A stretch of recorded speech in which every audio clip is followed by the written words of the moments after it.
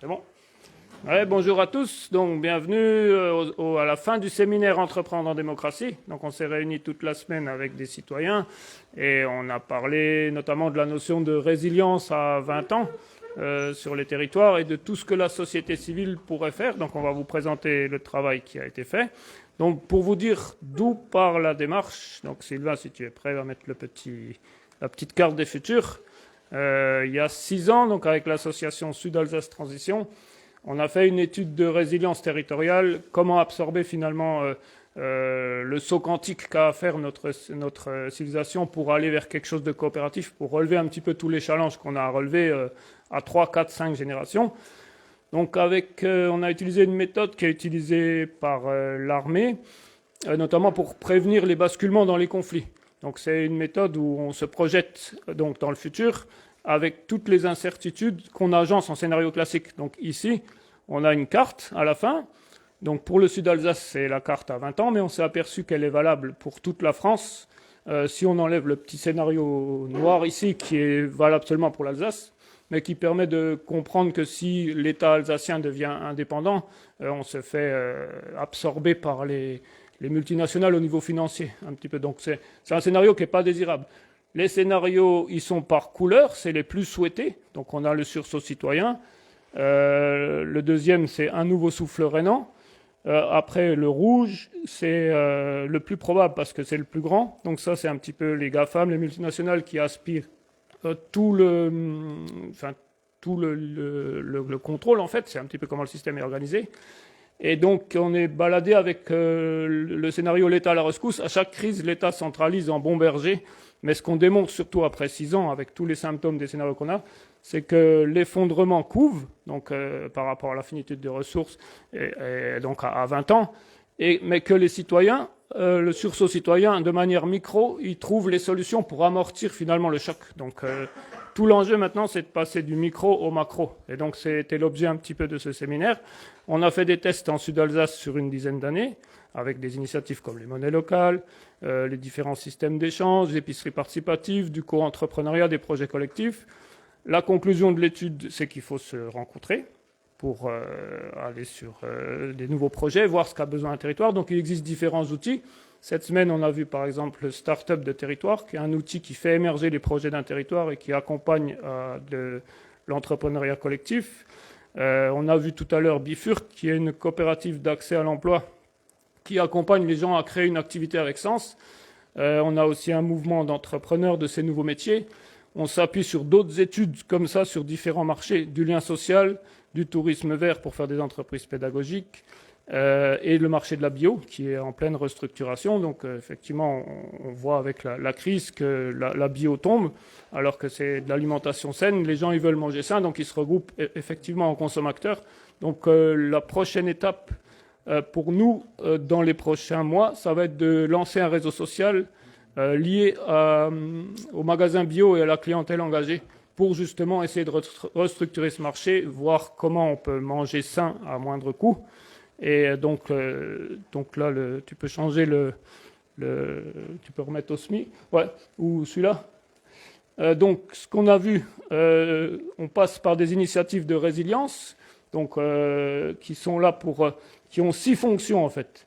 Il y a 2 structures à chaque fois, c'est associatif, et il y a une structure plus professionnalisante où les gens ils peuvent faire leur métier, qui accompagne les porteurs de projets à faire un projet de lien social, un de ces nouveaux métiers du nouveau monde, qui accompagne les collectivités à cette transformation et puis à 20 ans pour faire émerger les initiatives citoyennes sur un territoire, qui accompagne les entreprises pour les transformer. Et de la terre à la toile, c'est le réseau social. Donc ça, c'est une structure professionnalisante qui pourrait être créée sur chaque territoire. Et donc maintenant, sur les 2, 3, 4, 5 ans, l'objectif, c'est que dans chaque département, il y ait des structures comme ça. La deuxième structure, c'est plus de la pédagogie avec les citoyens.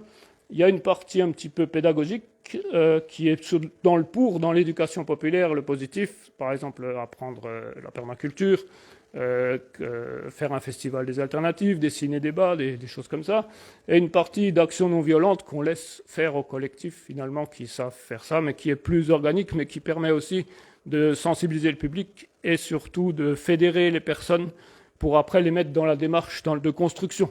Donc l'objectif vraiment final, c'est de créer en fait un petit peu les structures dont on a besoin pour toute cette civilisation qui pousse au fur et à mesure et qui ait conscience de ce qui se passe. Donc ici, on a réuni plusieurs personnes de la société civile. Il y a des petits mouvements, ce qu'on appelle les partis mouvements, c'est-à-dire c'est pas les grands partis, donc il y a de l'écologie indépendante, il y a différents types. Je veux dire, c'est pas des choses qui voient les choses en grand, souvent qui sont discrètes, qui ont différents combats. Il y a des partis thématiques, les animaux, les libertés. Donc l'idée, c'est de mettre dans ces initiatives de résilience, il y a les féministes aussi, les étudiants, vraiment toutes les thématiques de la société. L'idée, c'est de les mettre en réseau par territoire, parce que ce qu'on s'aperçoit, c'est qu'ils ont les objectifs communs, mais le territoire fait foi. Et souvent, ce qui se passe, c'est qu'on se divise par les querelles un peu nationales des leaders. Et l'idée, c'est pas de faire taire les leaders, c'est peut-être de s'en inspirer, mais que les gens, ils se connaissent par territoire pour justement que la solution émerge des territoires en montant, de manière ascendante. Donc, s'il y a quelqu'un qui veut prendre la parole pour se présenter, par exemple Alexis, présenter ton mouvement. Merci beaucoup Guillaume pour cette présentation. Je suis donc Alexis Boudouin-Duhaga, responsable de l'écologie autrement, coordinateur national de ce petit parti. Notre rôle, c'est de coordonner des régionalistes. On était ce matin à Metz, puis à Nancy avec le parti Lorraine, par exemple. Il y a quelque temps avec le parti breton, à côté de Rennes. Et notre rôle en tant que amoureux de la politique, de la chose publique, c'est effectivement de faire émerger ces réseaux, ces initiatives locales et de mettre en place avec des leaders reconnus. Donc en Lorraine, on a la chance d'avoir Thomas Riboulet qui nous a accueillis d'une manière formidable ce matin à Metz et puis Nancy, mais qui est présent aussi ici et je le remercie de sa présence.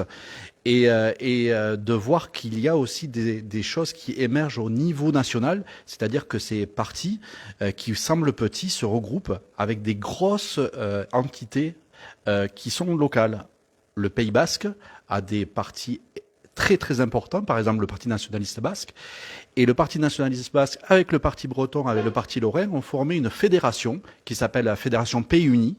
Et cette fédération, aujourd'hui, elle travaille avec des écologistes indépendants, elle travaille avec des réseaux structurés, comme ce que Guillaume présente. Et pour nous, c'est très très important de dire que, voilà, on veut qu'il y ait des réseaux, que des gens qui veulent voter blanc puissent voter blanc, que des gens qui veulent faire émerger des initiatives locales fassent émerger ces initiatives locales. Et voilà, notre mission, c'est de fédérer les gens.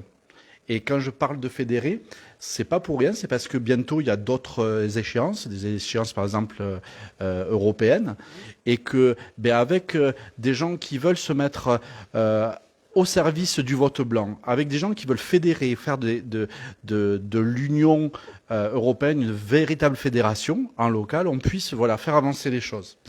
Et là, je vais donner aussi la possibilité au président de la Fédération Pays Unis, Jean-Luc Davezac, qui a fait un périple pour venir dans les Vosges. Il vient de l'île Jourdain, en Gascogne, et il va se présenter. Je suis très heureux de lui transmettre la suite. Ok, merci Alexis. Donc aussi, oui, ce qu'on a vu dans le séminaire Entreprendre en démocratie, c'est effectivement que beaucoup de la société civile n'apprécie pas les partis et donc s'abstiennent. Et donc on a une solution à proposer après qui est issue du séminaire en lien de tout le travail qui a été fait cette semaine. Voilà Jean-Luc, à toi. Oui, merci, bonsoir, merci pour l'invitation. Juste pour faire un petit tour, Alexis, évidemment, on est très souvent ensemble et puis on arrive ici. Alors, première chose, je vais venir à Lorraine en tant que président de la Fédération des Pays Unis pour voir les Lorrains. Donc, notre ami Thomas qui va me rejoindre dans quelques secondes. Et donc, invité voir les Lorrains parce que je voulais voir sur ma présidence, donc finalement, un petit peu tous les partis du groupe pour voir quels sont les sentiments et les besoins des uns et des autres. Parce que nous avons des objectifs et forcément, tout à fait un projet au niveau français, au niveau européen aussi. Pour l'histoire d'FPU, comme a dit Alexis, donc d'abord après des élections qui étaient régionales, on a décidé de se grouper avec dans le parti breton et le parti lorrain. Puis sont venus nous rejoindre le parti basque, puis Provincial Nation, puis après le PNO, et puis des Alsaciens. Là, on est en discussion avec des Catalans.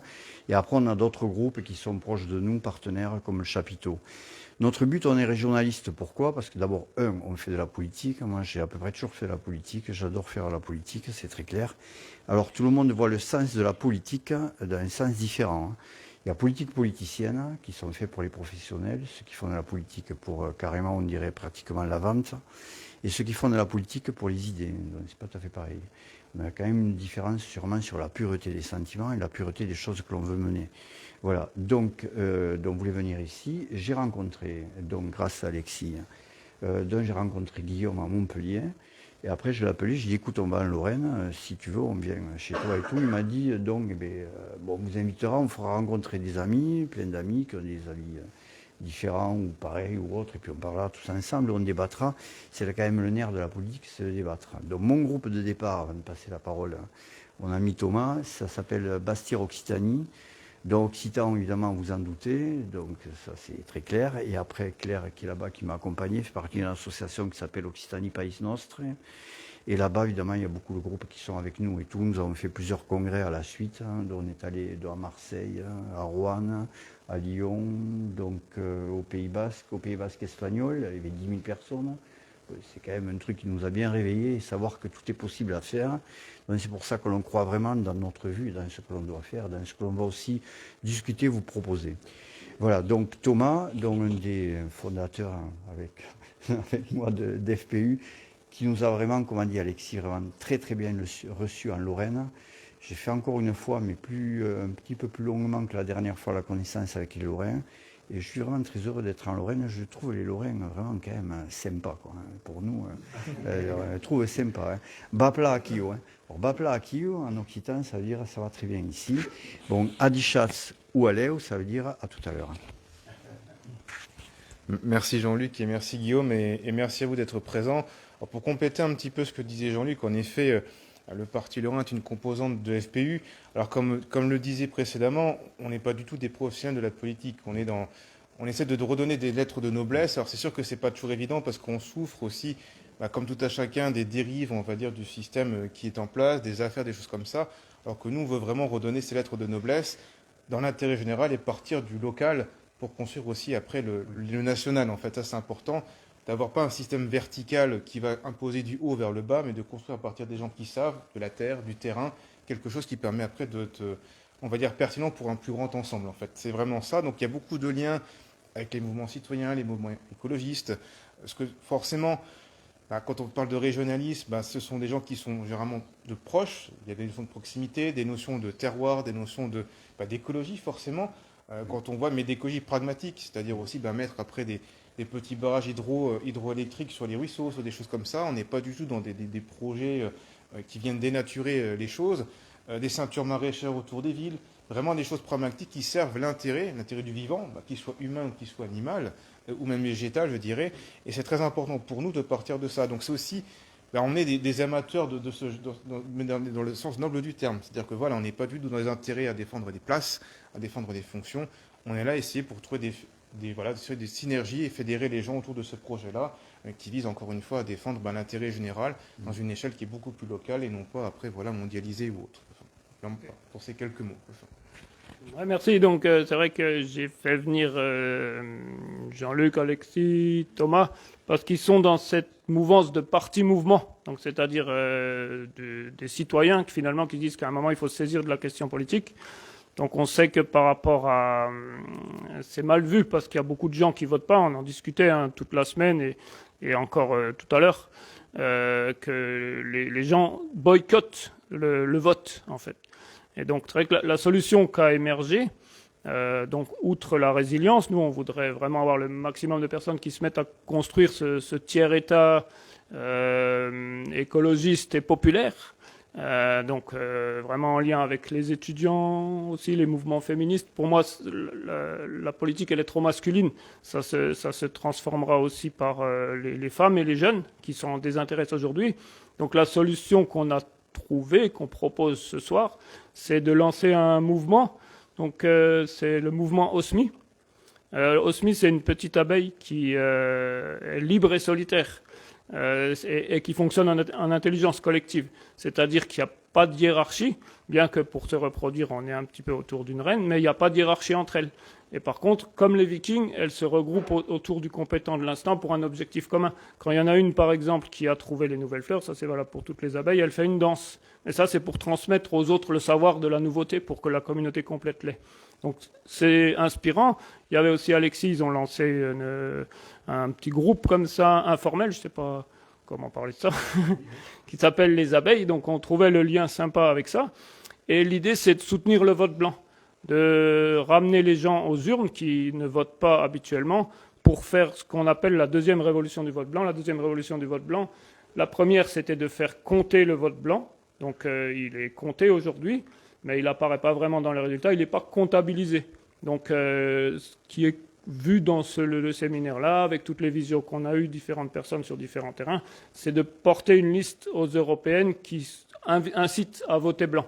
Donc on n'a pas les moyens d'un parti, mais on veut mettre le débat là pour ramener les gens aux urnes, pour après que tous les réseaux qui ont été créés avec le buzz médiatique, là on dit tu sais ce qui fait le buzz, donc on va essayer de lancer ça à partir de ce soir sur les réseaux, de créer des communautés qui s'investissent sur leur territoire pour construire la société de demain dans des projets. Et donc les projets de demain, c'est souvent des lieux de rencontre. En ville, ça peut être ce qu'on appelle un café sociétal. En campagne, c'est dans les écolieux, dans les tiers-lieux qui sont reliés au territoire. Donc là, je voudrais faire venir Catherine, peut-être, si elle est d'accord, pour parler un petit peu de son projet qui devrait aussi être sur tous les territoires. Il y a aussi Dominique et Alice qui sont là. Tu es OK, Catherine? C'est pour ça que je t'ai fait un signe avant. Donc pour nous, il faut le maximum de lieux comme ça.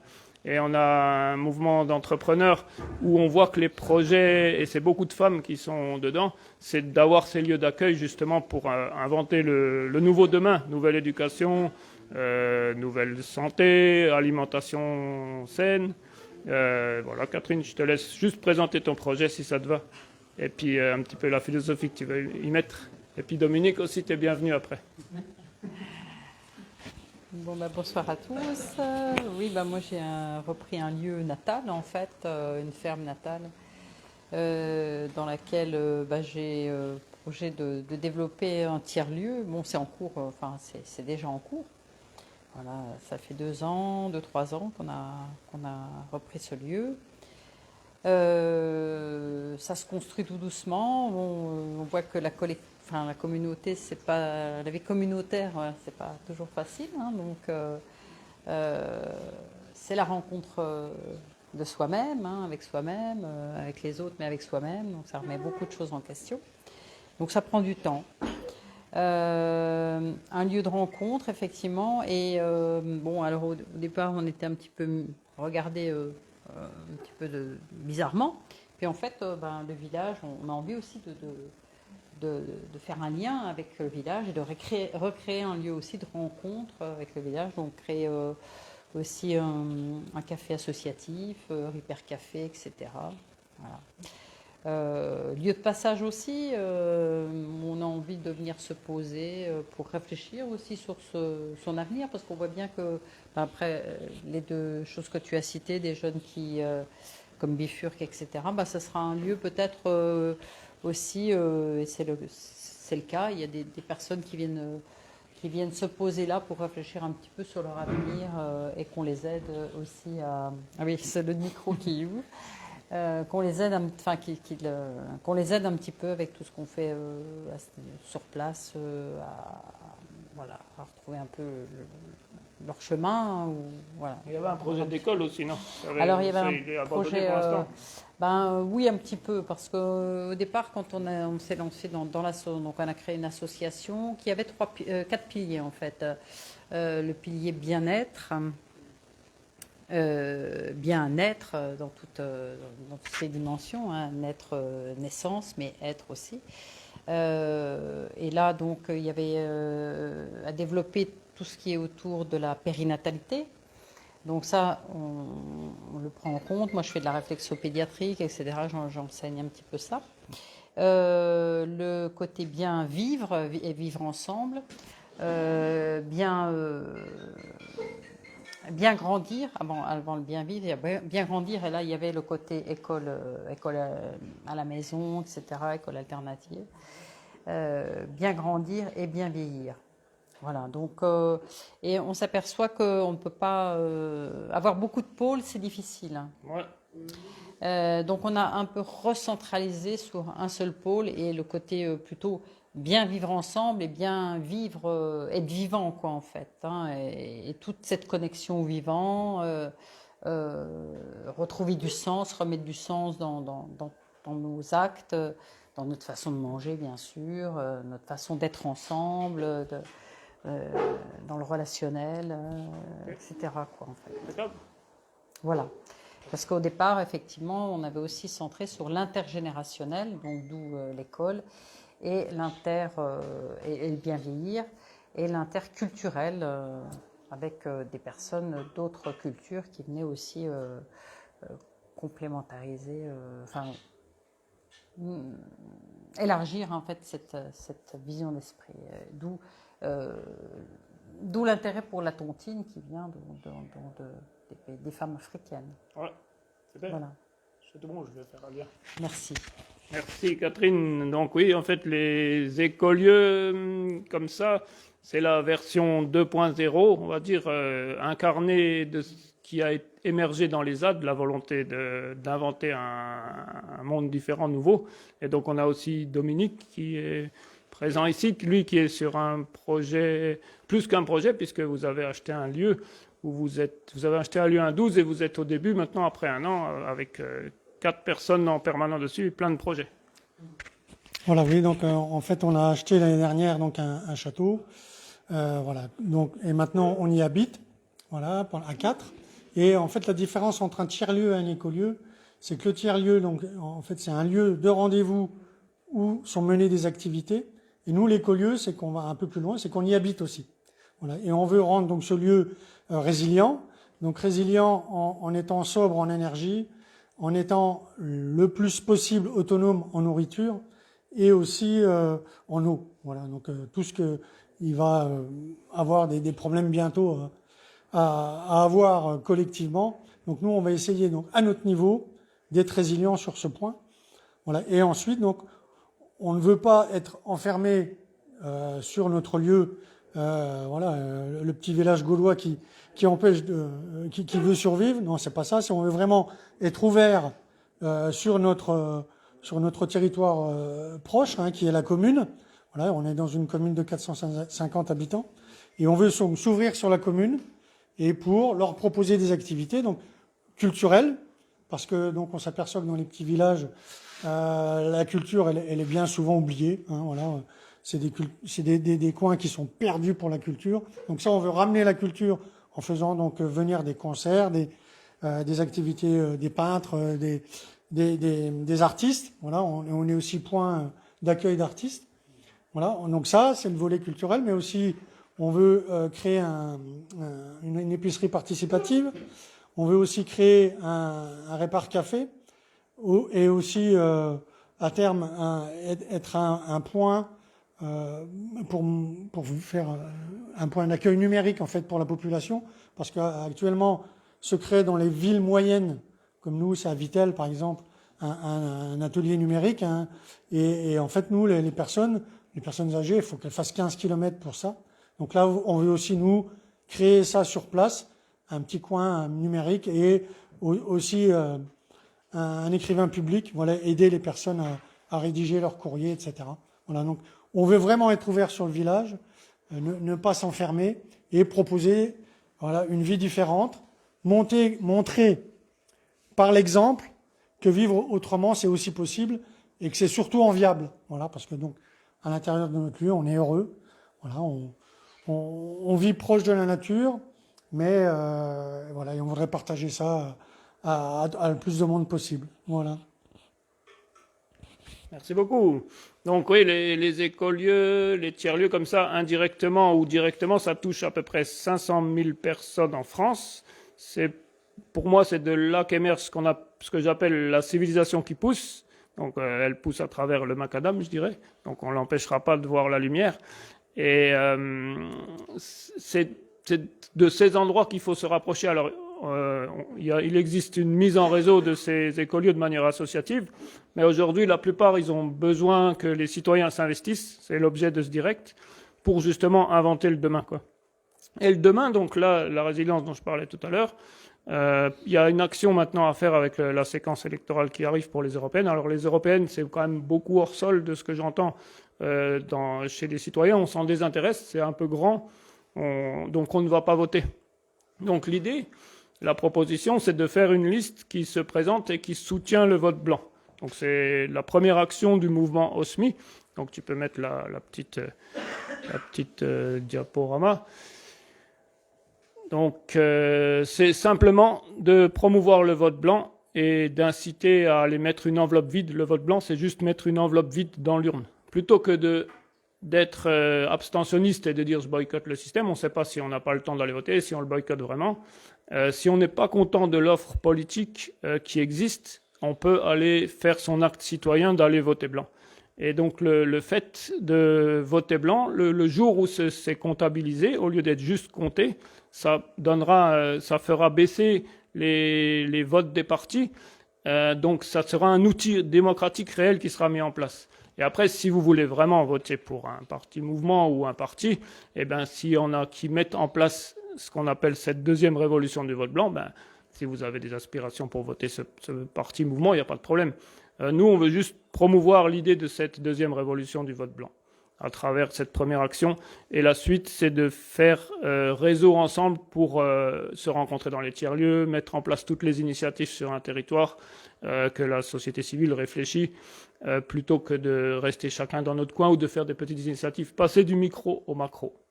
Voilà, je ne sais pas si quelqu'un d'autre veut intervenir.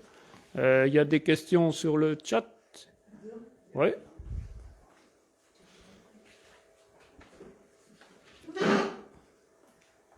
Merci. Alors bonjour, je me présente, je suis Alexandra, je suis référente du Grand Est du parti Ensemble pour les libertés. Donc j'ai la chance d'être accompagnée de 2 relais, du 68, du 67. Et déjà je remercie parce qu'effectivement, là les intervenants avant, par rapport aux partis politiques, donc moi j'ai bien vraiment aimé ce que vous avez discuté parce que vous avez utilisé les mots, moi qui me sonnent, vous avez parlé du local, du citoyen, et je crois qu'aujourd'hui c'est beaucoup, on oublie tout ça en fait, enfin les grands partis oublient. Et moi, ça me parle vraiment dans ce que vous avez dit. Donc, je trouve aussi ce que tu as dit, Guillaume, de dire qu'effectivement, les gens aujourd'hui, ils ont une réticence envers ce qu'on appelle les partis. Mais il faut pas oublier que je pense que vos partis, comme le parti de Martine Vonner, Ensemble pour les libertés, on n'est pas des partis politiques politisés. On est là, je pense, vraiment pour le citoyen. Et pour que nous, on puisse avancer, on a besoin du citoyen, justement. Donc aujourd'hui, moi je pense que cette proposition du vote blanc est vraiment une belle solution, et c'est à nous les partis certainement de le mettre en avant, comment dire, à nous maintenant de nous tourner vers nos adhérents, d'en parler, parce que je pense que là on a quelque chose de très important à faire, et il faut pas compter justement sur les grands partis. C'est nous. Aujourd'hui, c'est notre boulot à nous, des partis, on va dire citoyens. Parce que pour moi, je pense que je fais partie d'un parti citoyen, et c'est pour ça que je suis dans Ensemble pour les libertés. Et je pense qu'on a vraiment beaucoup à faire et on a beaucoup à gagner.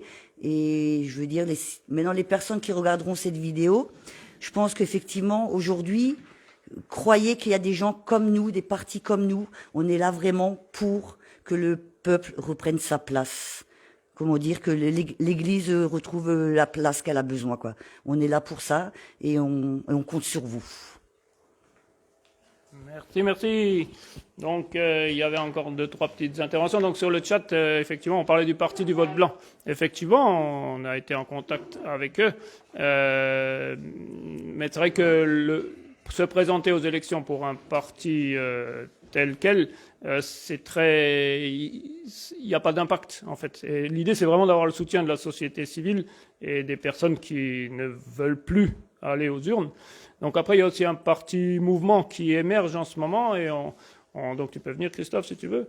On parle d'écologie au centre, donc il y en a aussi plusieurs qui sont ici. Moi, j'y ai été pendant 12 ans, et c'est vrai que il y a des dissensions dans l'écologie indépendante, et nous, on œuvre pour l'union des mouvements et des personnes au sein de tous ces mouvements pour que ça marche. Mais du coup, l'idée, moi, pour ce moment, c'est vraiment d'aller vers la société civile pour qu'il y ait plus ces querelles, justement, de chefs. Et donc, je me retire pendant quelques mois de cette quête politique.